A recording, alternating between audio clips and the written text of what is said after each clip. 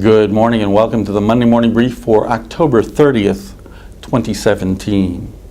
October 31st, 2017 marks the 500th anniversary of the start of the Protestant Reformation begun by Martin Luther.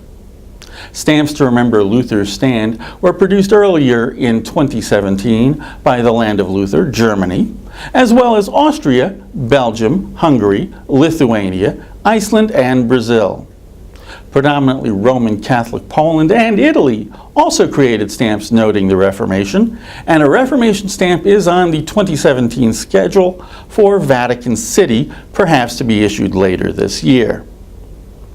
While the Reformation was a significant event in world history, Christianity had undergone splits in the past.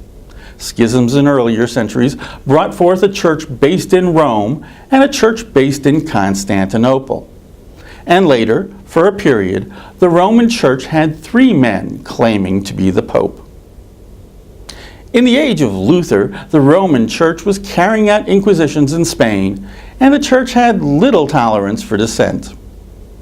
An English priest, John Wycliffe, had numerous issues with church doctrine, which he complained about until his death in 1384.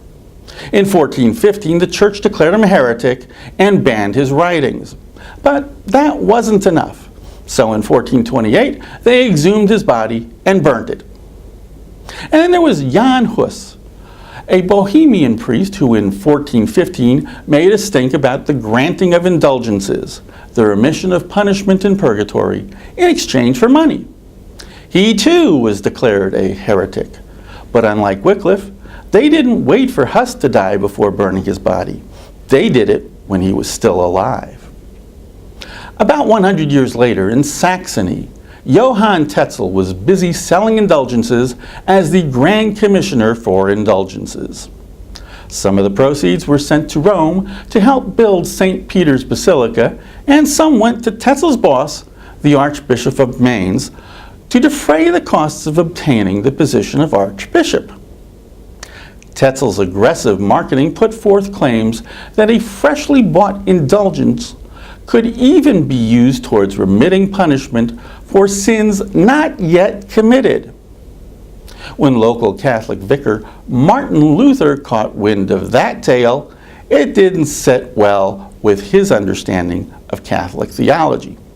So Luther decided to jot down some choice comments about selling indulgences and other things that didn't mesh with his training. It is said that Luther nailed his 95 theses to the door of All Saints Church in Wittenberg on October 31st, 1517. The nailing may be apocryphal, but it is certain that he sent those choice comments to that same Archbishop of Mainz on that day. Thesis 86 asked why a rich pope was building the Basilica of St. Peter with the money of poor believers rather than his own money. Though conflict with Rome was not what Luther sought, it's what he got. His theses were written originally in Latin, the language of the Church, but Luther translated them into German. With the help of a new invention called the printing press, copies of Luther's theses were distributed all over Germany and Europe in 1518.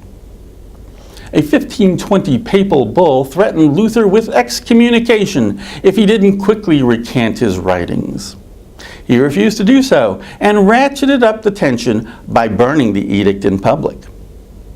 Luther was excommunicated in early 1521.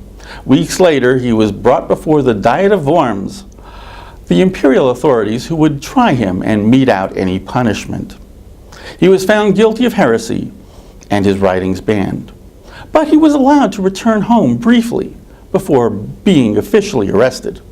However, on his way home, he was spirited away by Prince Frederick III, Elector of Saxony, who brought him to Wartburg Castle to protect him. At the castle, Luther began work on a German translation of the New Testament, which the printing press made accessible to lay people in 1522. And later he wrote catechisms to educate the clergy and the laity about his theology for his new Lutheran church. His teaching spread, and religious reformers in other countries began to find their voices. For Lynn's Stamp News and the Scott Catalogs, I'm Marty Frankevicz. Enjoy your week in stamps.